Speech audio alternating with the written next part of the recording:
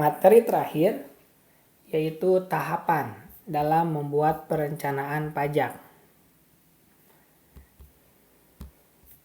Yang pertama, kita analisis dulu informasi yang ada dengan fakta-fakta yang relevan, kemudian faktor pajak yang kita harus kuasai, kemudian faktor non-pajak yang lainnya juga perlu kita kuasai.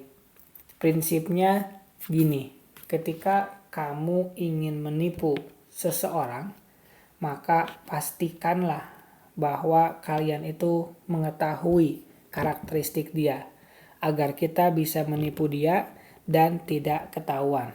Begitupun dengan pajak. Informasi yang ada kita lakukan analisis, kira-kira apa saja celah hukumnya, apakah kita mampu untuk mengambil peluang itu atau celah itu. Jika yakin, lakukanlah.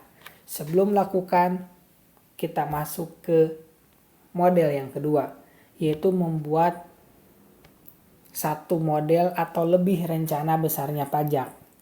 Jadi ketika akan melakukan perencanaan pajak dengan memilih metode depresiasi, kita lakukan simulasi dulu berapa banyak yang kita bisa hemat dari pajak tersebut.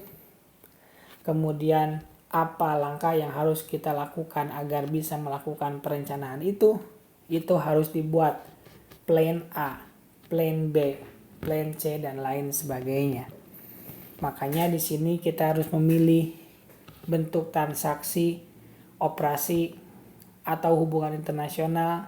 Kita bisa memilih negara-negara yang bisa menguntungkan kita. Kita udah bahas panjang lebar di pajak internasional.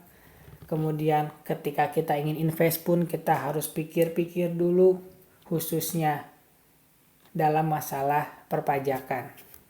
Jika diperlukan, pakai negara tambahan dengan tanpa melakukan kejahatan. Yang ketiga adalah kita lakukan evaluasi atas perencanaan pajak yang kita lakukan. Kalau rencana itu dilaksanakan bagaimana, berapa yang kita bisa efisiensikan, tapi kalau misalkan dilaksanakan kita berapa efisiennya. Kemudian ada juga pikiran bahwa kalau rencana itu gagal, apa yang harus kita persiapkan. Entah itu denda atau konsultan hukum pajak dan lain sebagainya. Kemudian yang keempat adalah melakukan pencarian kelemahan dan kita lakukan perbaikan rencana pajak tersebut, karena kita tahu pajak seringkali ada perubahan di peraturan pajak, sehingga kita harus tetap kawal, kita harus tetap up to date tentang perubahan tersebut, apakah itu mengganggu perencanaan pajak yang kita lakukan atau tidak. Itu tahapan-tahapan dalam melakukan perencanaan pajak.